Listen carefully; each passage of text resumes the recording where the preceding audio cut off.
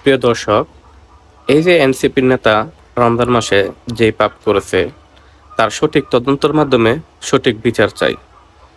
যে কোনো দলের নেতা হোক, এনসিপির বলে কি বেহেশতের বড়ি পাতা নাকি? যেই কোনো দলের নেতা হোক, পাপ করলে পাপের শাস্তি ভোগ করতে হবে। আর না হলে নতুন বাংলাদেশ তৈরি করে কি লাভ? তারা সাময়িক আন্দোলন করেছে, শেখ হাসিনার পতনের নেতৃত্ব দিয়েছে, অবশ্যই তাদেরকে আমরা সেলুট জানাই, শ্রদ্ধা করি। কিন্তু এই বলে তারা অপকর্ম করবে, তা আমরা কখনো মেনে নিব না। সঠিক তদন্তের মাধ্যমে আমরা সঠিক বিচার চাই। রমজান মাসে এই অপকর্ম আর বরদাস্ত করা হবে না। ধন্যবাদ সবাইকে। সবাই ভালো থাকবেন, সুস্থ থাকবেন।